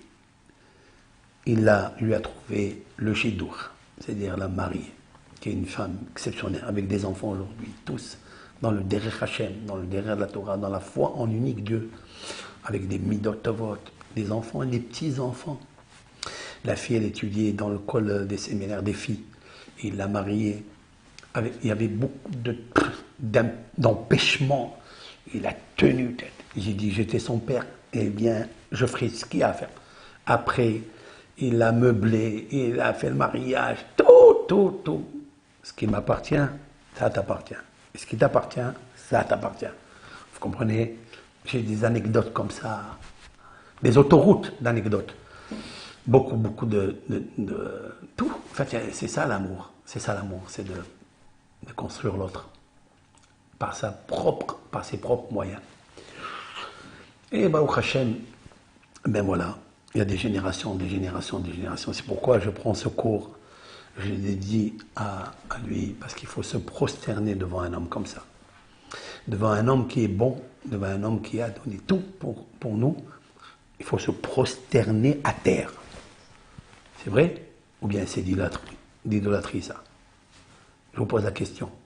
Est-ce qu'il faut se prosterner devant un beau-père de la sorte? Se prosterner. C'est marqué dans le Shulchan Aruch qu'un homme il doit honorer son beau-père comme son père. D'accord? Mais est-ce que ton père, tu te prosternes? Ou peut-être il faut, peut-être. Est-ce que j'ai une preuve de la Torah qui oui? Oui. Moshe Rabbeinu. Moïse, ouvre la Bible, dans l'Exode. Lorsque Yitro, il a reçu à Moshe Rabbeinu, il lui a ouvert la porte, il lui a donné à manger du pain, juste le pain, quand il était en train de se sauver de l'Égypte, parce que le pharaon voulait lui couper la tête, wanted. Il a trouvé la Midian, il est allé à Midian, il a fait de Midian. Bon, vous savez l'histoire avec le puits, etc. Il a sauvé, il a combattu avec esprit de justice les bergers qui ont voulu du mal, qui l'ont noyé comment ça s'appelle, Sipora, ils l'ont jeté dans le puits. Et ils se moquaient d'elle. Et lui, il est venu, il a combattu, il les a renvoyés. Il a fait abreuver les moutons de son futur beau-père. Et puis il rentre, il dit, pourquoi vous l'avez laissé? Allez, amenez-le. Il lui a ouvert la porte et tout. Là, il est devenu son beau-père après. Et alors, après, il a donné des beaux enfants. Moi, sa fille, elle a trouvé. Qui a rendu service à l'autre? C'est Moshe ou c'est Yitro? Oui, Yitro comme ça. Mais Moshe comme ça. Qui, dans le peuple d'Israël, ne voulait pas que sa fille se marie avec Moïse, avec Moshe? Le serviteur de Dieu, qui a mérité ça? Yitro. Et Moshe, il a dit, je choisis Yitro. Bien. Il n'y a pas des géants Torah, des géants. Il m'a rendu service. Jusqu'à là, c'est bien. Mais lorsque Yitro, il a entendu qu'il y avait le don de la Torah. Et il est venu, d'après certains sages, il est revenu pour aller recevoir la Torah. Moshe Rabbeinu, on lui dit qu'il y a Jéthro, qui arrive avec sa femme, donc, et les deux enfants qui arrivent vers lui. Moshe, il sort à sa rencontre. Qu'est-ce qu'il fait Moshe Rabbeinu? Avant de lui parler, avant de le voir, avant de le saluer, il se prosterne à terre devant Yitro. Il se prosterne. Waouh! Quelle leçon! Quelle leçon! C'est Dieu ça? C'est pas Dieu. Mais Yitro, il était semblable à Dieu. Est-ce qu'il a ouvert la porte? Il a amoché à un moment où il était désemparé, désolé. Il lui a donné tout ce qu'il faut. Eh bien, pour un certain homme-là, Dieu nous apprend qu'il faut se prosterner. Oui, c'est pas d'idolâtrie. c'est la reconnaissance. Et la reconnaissance, c'est ça. Celui qui n'a pas ça, ça ne marche pas. Ça ne marche pas. C'est pour ça que je dis toujours, il y a un monsieur qui m'a écrit, un musulman qui a écrit, bon, il est acharné avec le Coran, avec Dieu, avec Allah, tout ça. Ouais, tant mieux, pour s'il croit à tout ça, et c'est bien. Au contraire, il faut croire en quelque chose. Il faut croire. Si tu veux être bien, il faut croire à ton prophète. Il faut croire. Il me demande à moi, dans mes cours, comme ça dans l'internat, il me demande, Rav, puisqu'on a le même Dieu, pourquoi tu ne te convertis pas à l'islam? Voilà ce qu'il me demande. C'est une bonne question, ça. Alors je lui ai rétorqué, puisqu'on a le même Dieu, pourquoi tu ne te convertis pas au judaïsme? Ah, vous avez vu, c'est pas ça qu'il faut voir, pas du tout. Je suis reconnaissant à mon beau-père.